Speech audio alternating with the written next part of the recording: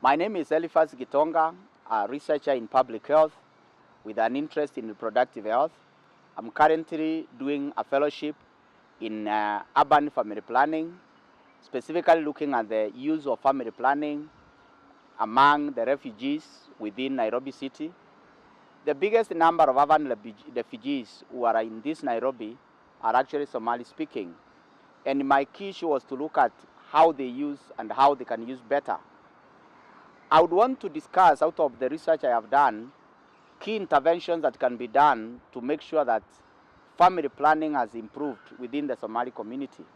And I have said that number one is to target the right people, in that the family planning messages should focus on the women. Let there be direct information that is reaching the women about family planning, and it is quite critical. Many women we spoke to would love to do family planning. So they need just the right information that is able to debunk the myths that they have had before. But the other group to focus is on men. Men should be focused on as users, but also as decision makers for family planning.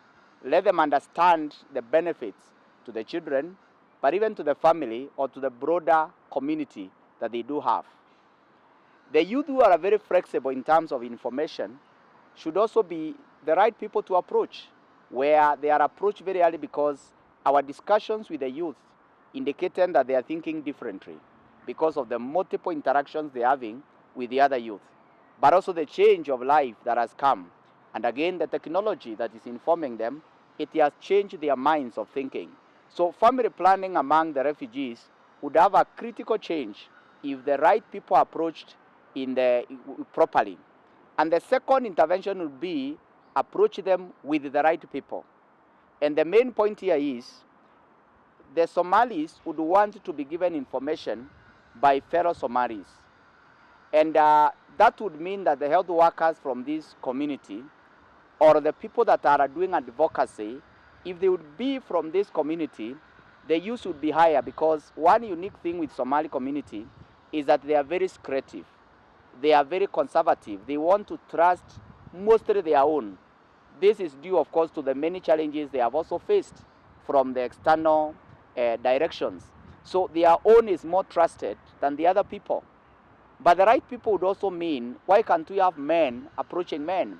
That will do a marvelous thing, because a man using family planning is very easy to convince another man that we can use family planning. It is said that the young people in the below 20 years, they trust other peers more. So if we can have peer educators within the same community, that would be fantastic. They are able to come out and be able to look at family planning in a very positive way. But a more critical thing is also to have the right entry to the community. In my view, the best way to enter the Somali community is through the men, because they are the gatekeepers. Is through the religious leaders, because they have a lot of influence. They have seen that most of the things within the Somali and within their faith is deemed a religious activity. So it means that if you enter through the right people, then you are likely to have success in any program that you are doing. But then you need to come with the right message that is properly packaged. Let people have the right information about family planning. Let the myths be removed and be debunked from what they are. But also it should move further and be packaged properly, because with the discussions with many, the child spacing is not prohibited. They would want every child to be breastfed properly for 2 years. So it means that if you can have a system where the breastfeeding is given room, that will give a woman 2 years. So a decision then needs to be made, what then can make the woman remain not pregnant for 2 years. The ordinary lactation or amenorrhea method, which works during breastfeeding, is not very effective after several months. So this is a route that can be used and have more things done to achieve the spacing. Let the discussions of limiting be kept in the hindsight, because that will cause a lot of resistance among them. It should be packaged in the right way, and the people then are able to take it. Let the message bring out the benefits. Let the message bring out the religious acceptance of this. A lady said in an interview that the Quran, for sure, does not speak directly to prohibition of family planning. So it means that there is an interpretation that can be done and can support this particular family planning. So in brief, I am saying that the interventions that can be done is to target the right people, through the right people, with the right message, with the right packaging, having done the right entry, and family planning could make several strides within the particular environments.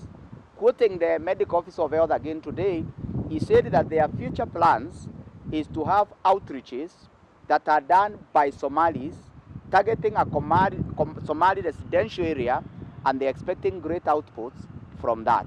So we look forward to great action within family planning by proper interventions.